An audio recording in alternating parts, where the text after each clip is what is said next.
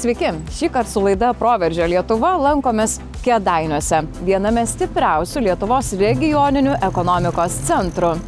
Strateginė geografinė padėtis šalies viduryje, išvystyta infrastruktūra ir stipri pramonė leidžia miestui kryptingai augti. Tad šiandien pakviesime jūs iš arti pamatyti, kokias galimybės Kėdainiai atveria gyventojams ir kuo traukia investuotojus. Tai gerbiamas mere, kaip apibūdintumėte šiandieninę Kėdainių ekonominę situaciją? Ekonominę situaciją apibūdinčiau gerai, sakyčiau, gal netgi labai gerai iš tikrųjų. Todėl, kad, turbūt vienu metu buvo geras priimtas sprendimas įsteigti laisvą ekonominę zoną Kėdainiuose. Šiandien vienareikšmiškai galime sakyti, kad jinai pasiteisino, todėl, kad yra didžiulis verslo įmonių suinteresuotumas kurtis Kėdainiuose. Galbūt mes dėl to, kad esame labai patogioje geografinėje vietoje, ir keliai tie viskas, Via Baltikos kelias, magistralė, autostrada, sakykime, geležinkelis, šalimais eina viskas. Ir aš, kaip sakau, kai atėjo Ponbike, pasaulinė dviračių kompanija į Kėdainius, aš puikiai prisimenu, kai jie atvažiavo pirmą kartą į savivaldybę ir mes šnekėjome apie jų norus susikurti Kėdainiuose. Prasidėjo karas Ukrainoje, aišku, jie kuriam laikui buvo atsitraukę ir mes sakom, ar jie grįž pas mus ar negrįž. Bet jeigu tuo metu iš Olandijos atskrido į Kėdainius, atvažiavo ir kalbėti, tai sako, mes vis tiek kažką tai reiškiam turbūt pasaulyje. Ir po to, kai jie vis dėlto patvirtino savo planus, kad jie kursis čia ir labai sparčiai, kaip pasakyti, tą gamyklą paskiau statėsi, tai jų įsikūrimas Kėdainiuose nuneš visam pasauliui turbūt garsą apie Kėdainius, kad tai yra tokia vieta Lietuvos viduryje, kur, kaip aš sakau, savivaldybė visą laiką uždegtas tokiam dalykam yra žalias šviesoforas, jokių trukdžių nėra ir turbūt šiandieną lankantis ministrui ir jo visai komandai turbūt girdėjau, kad puikūs santykiai yra su verslo įmonėm, nes aš dirbu antrą kadenciją mero pareigos, aš niekad negirdėjau, kad kuris nors savivaldybės darbuotojas ką nors darytų, specialiai vilkytų, nes yra kaip užkoduota, sakyčiau, tai viskas. Kitaip negali būti, nes mes, kaip pasakyti, turime išties pagalbos ranką ir viskas, kaip pasakyti, kiek įmanoma greičiau viskas būtų padaryta, kas liečia dokumentus, leidimų išdavimus, viskas. Tai verslo įmonės tai vertina ir jos tikrai tas garsas nueina, kad Kėdainiuose nėra kažkokių tai dirbtinų kliūčių. Tad aišku, šiandien dienai galimybės, kaip ir buvo įvardinta ir ministro vizito metu, kad elektros galios tas trūkumas stabdo didesnių verslo įmonių atėjimą į Kėdainius. Tai turim tokią problemą, kol kas šiandien dienai sakyčiau vienintelė, bet aš matau, kad mes ją išspręsim artimiausiu laiku ir dar tą neužpildytą laisvą ekonominę zoną artimiausiais metais, manau, kad bus jinai užpildyta. Ministre, tai kaip valstybės ekonominės transformacijos kryptis šiandien jūs matote, kad atsispindi Kėdainiuose? Tai visi tie mūsų 3 plano prioritetai visiškai čia tinka. Aišku, labai maloniai nustebau, atvykęs į Kėdainius, žinoma, prieš tai namų darbus pasidariau, tai pagal investicijų kiekį, užsienio investicijų kiekį vienam gyventojui, Kėdainiai regione atrodo labai gerai. Tada sudėtis apskritai verslų, labai daug yra smulkaus vidutinio verslo, yra stambių įmonių. Ką tai reiškia? Tai yra diversifikuotumas. Tai nėra taip, kad priklauso visa savivaldybė nuo 2 įmonių ir nuo jų sėkmės ar nesėkmės. Tada kitas dalykas, įmonės, kurias lankėme, yra visos eksportuojančios nuo 50 iki netgi 100% savo produkcijos ir eksportuoja į daugiau negu 10 pasaulio rinkų.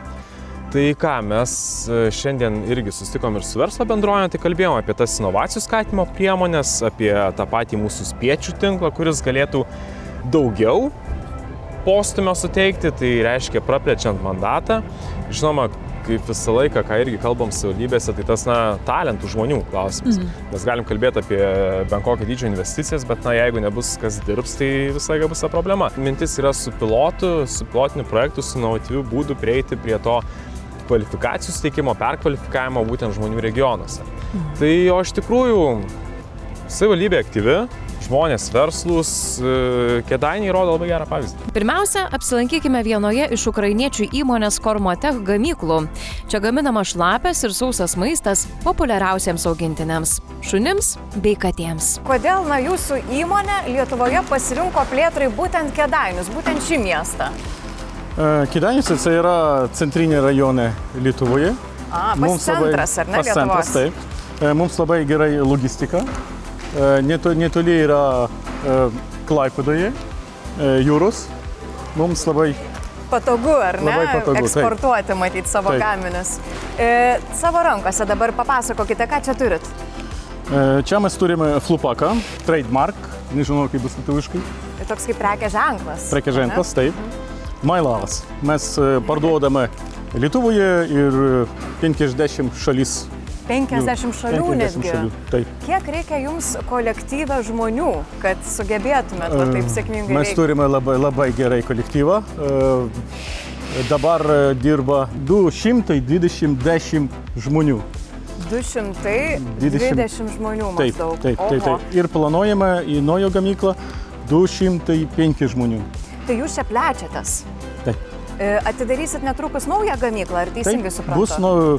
Netoli bus naujo gamykla. Čia pat Kėdainiuose viskas. Kėdainiuose, taip. Tai niekur kaip ir kitur nesidairot, ar ne? Kėdainiai tiko, patiko. Taip. O kaip jums padeda vis tiek šioje plėtroje valstybės institucijos? Mes dabar gerai turime komunikaciją su valstybės institucijos, su Invest Lietuva, su merai. Investuok Lietuvoje. Investuok Lietuvoje, taip. Nieko tokio labai gerai komunikacija. Neturime nieko problemų. Kalbant apie žmonės, apie specialistus, tai kokių reikia? Mums labai reikia gamybinių operatorius, reikia kokybiškių specialistai. Kokybės specialistai, taip. Visi žmonių yra iš Kėdainiuose, iš Jonavo, gali būti 5 arba 10 žmonių yra iš Kaune. Ir visi žmonių, ką dirba mūsų įmonė, yra Lietuvoje. Lietuviai, taip. Tik galvoju apie 3 arba 4 žmonės yra iš Ukrainos. Iš Ukrainos vis tiek turite. Jūs pats esate, be jokios abejonės. O dabar kviečiame užsukti į dar vieną užsienio kapitalo įmonę, kuri Kėdainiuose veikia jau net kelis dešimtmečius. Tai baldų gamybos įmonė LTP Texdan. Mindaugai, papasakokit šiek tiek, kas paskatino danų kapitalą investuoti būtent Kėdainiuose. Tuo metu, kai čia prieš 27 metus net jau mūsų investuotojai atkeliavo į Lietuvą, tai paskatino tai, kad tuometinėje Lietuvoje buvo pirmas galbūt dalykas, tai ta darbo jėga prieinamesnė. Kitas labai svarbus faktorius, kadangi mūsų visa verslo idėja prasidėjo nuo siuvimo pramonės ir nuo drabužių gamybos. Ir tik tai augo ir vis keitėsi ir prisidėdavo vis kažkas naujo, kaip tam tikrų baldų komponentai ar viešojo transporto netgi sėdynės ir jų užvalkalai. Tai, kad Lietuva kaip šalis, Lietuvoje siuvimo pramonė buvo pakankamai gerai išvystyta dar ir to, sakykime, jau laisvosios Lietuvos pirmaisiais metais, tai ir lėmė, kad buvo sąlyginai lengva ateiti į Lietuvą ir rasti specialistų, kurie galėtų tiesiog pagaminti darbą, nes čia vienas iš didžiausių iššūkių, su kuo bendrai turbūt susiduria kiekviena iš gamybos įmonių, tai turėti tų tikrųjų specialistų, kurie atlieka darbą kokybiškai, sparčiai ir galima kartu augti. Nors ir nėra lengva, bet sekasi visai neblogai, mūsų yra jau virš 400, tai ir turim labai stiprių ambicijų augti, per ateinančius 2 metus bent 200 darbuotojų, tai ateinantiems 3 metams iš tikrųjų sudėliojom itin ambicingą strategiją, kurią į gyvenimą paleidom pernai metais. Veiksmai jau yra beįsigyvendinantis ir jau turbūt jausim pirmus vaisius plėtros šiais metais, nes tam tikrų naujų klientų produkcija iš mūsų turėtų iškeliauti dar šį pavasarį. Šiuo metu labai intensyviai, dirbam ties pačio produkto tvarumu, kad produktas įgytų kuo ilgesnį gyvavimo ciklą. Netolimoje ateityje paleisti gaminiai turės išskirtinai jau 5 metų garantiją, tai minkštųjų baldų pramonė tai yra pakankamai solidu. Ta kryptis yra tvarumas iš socialinės pusės, tai iš tikrųjų labai norim artinti ryšį su savo darbuotojais, su bendruomenė, kurioje esame, su tiek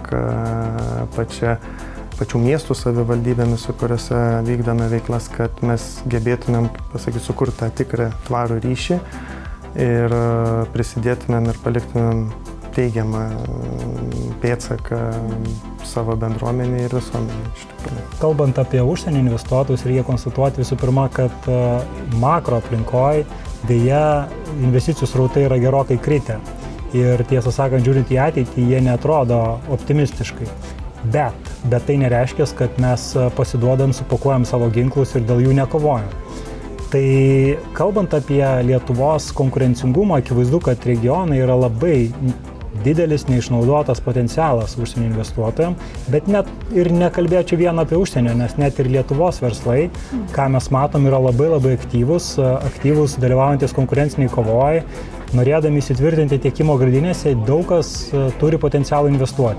Tai aš sakyčiau, regionam yra turbūt dvi kryptis. Tai pirmas yra taip išlikti ir gerinti vertės pasiūlymą užsienio investuotojams, bet reikia nepamiršti lietuviškų verslų, kurie irgi yra šiandien dienai tikrai labai konkurencingi. Vienas tokių tai žemės ūkio technikos gamintojai Laumetris, eksportuojanti savo produkciją plačiai po visą pasaulį. Tauriau, papasakokit, kaip jums sekasi augti kaip įmoniai Kėdainių regione? Banguotai, tai čia gal būtų toks vienas iš tų išsireiškimų.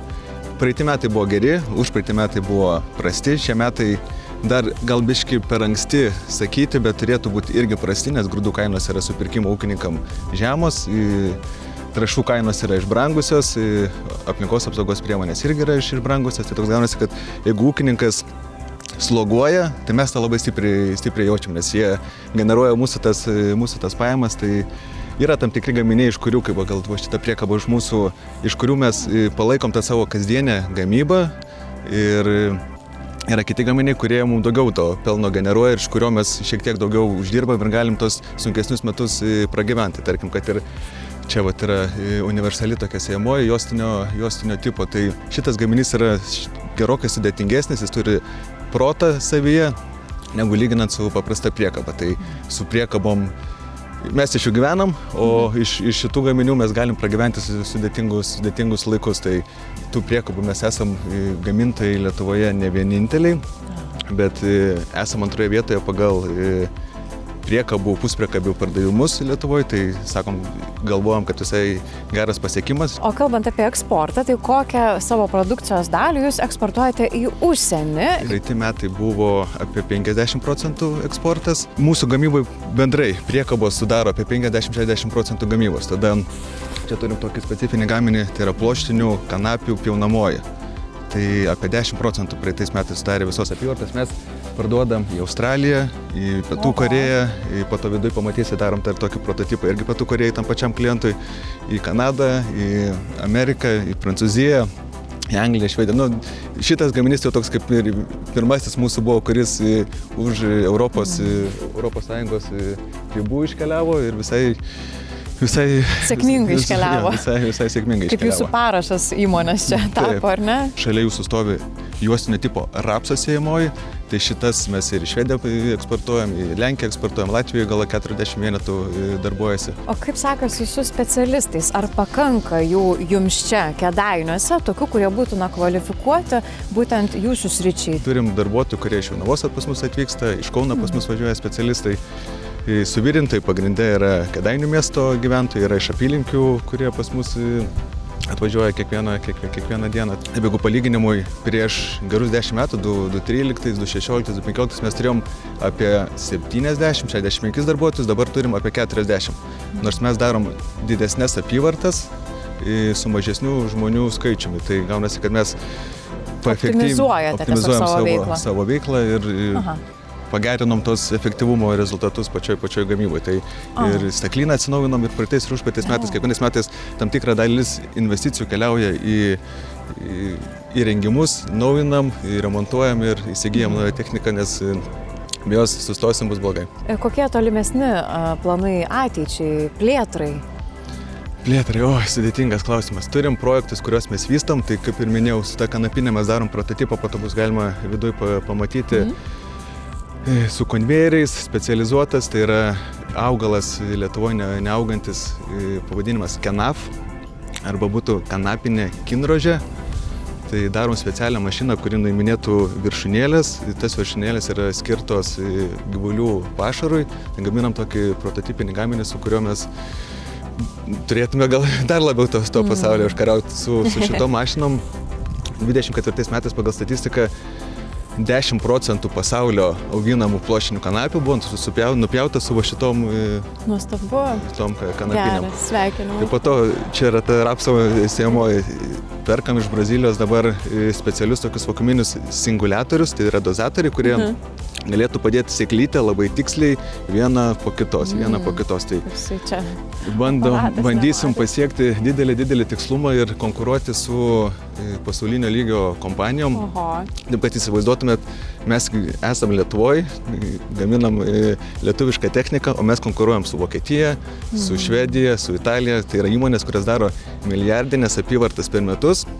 Ir mes esam toj pačioj rinkoje. Ir jie mums, kartais mes jam duodam, kartais jie mums duoda. Tai mes su tokio lygio kompanijom konkuruojam. Tai turim judėti į priekį, turim tobulinti, turim daryti tiksliau, geriau, tobuliau, kad galėtume apskritai išlikti toje rinkoje. Tai čia gal būtų tokie mūsų planai, kur mes tobulinam, darom, kad viskas būtų kokybiškiau, tiksliau ir ūkininkui sukurti didesnę pridėtinę vertę su savo gaminiais. Ir paskutinis visai klausimas, užsiminėte apie tas apyvartas, ar galite savo atskleisti per metus? Tai praeitais metais pasiekėm 5 milijonus apyvartą.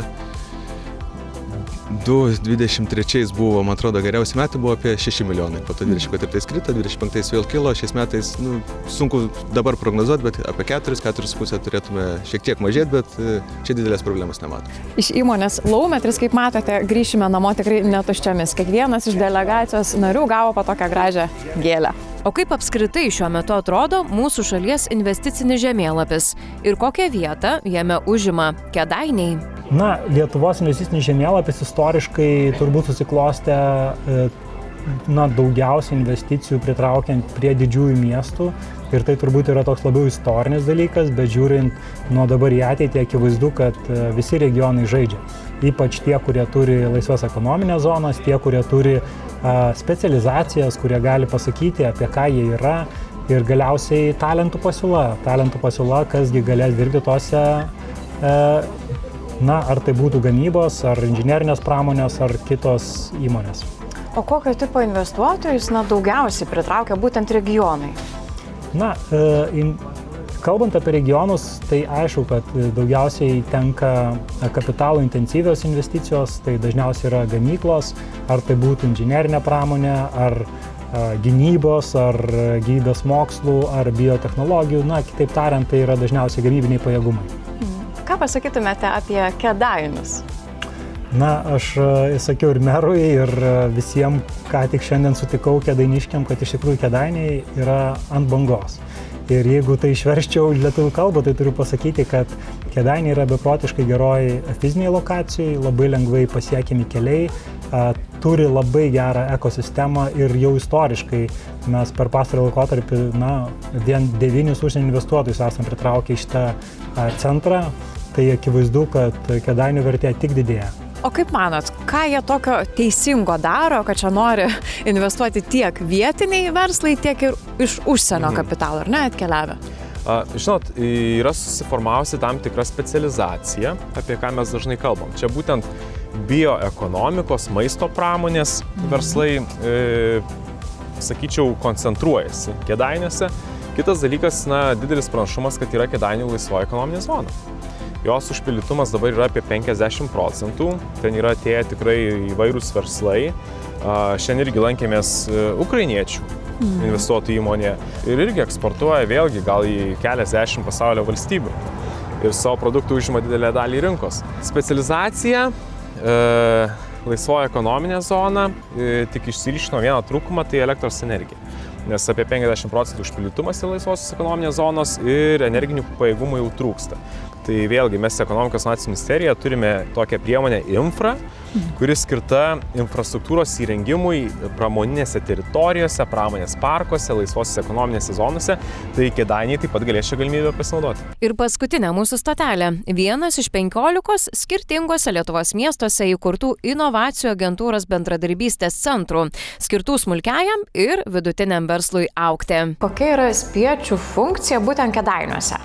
Spiečių funkcija Kėdainiuose, tai Spiečius pirmiausia yra aktyvaus verslo erdvė, kuriame būrėsi tiek verslo idėjas turintis, tiek verslą vystantis, tiek jau reikšminga versle subūrė patirtis ambicingiausi, sakyčiau, kėdainiečiai, ar ne?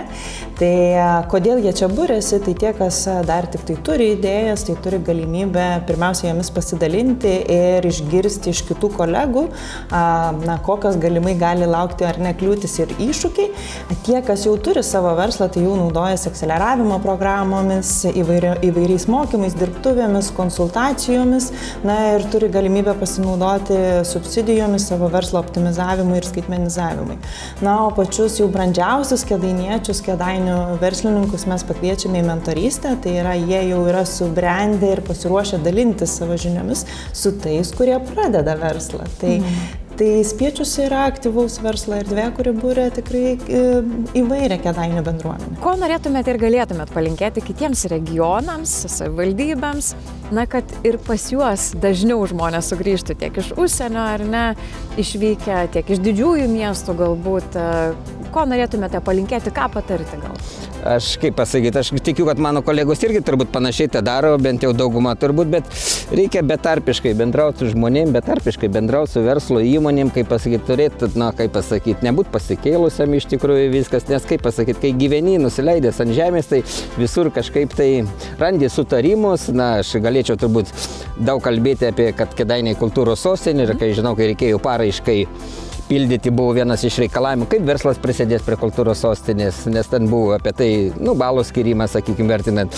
Tai aš galiu pasakyti, kad prieš pateikiant paraišką buvo pravažiuota gal 30 verslo įmonių, nei viena įmonė neatsakė, kad mums vienodai šviečia ta kultūros sostinė, bet jie jauti kaip garbės reikalą, kad jie prisidės, tuo metu nebuvo šnekama finansiškai, kiek prisidės, bet pats principas.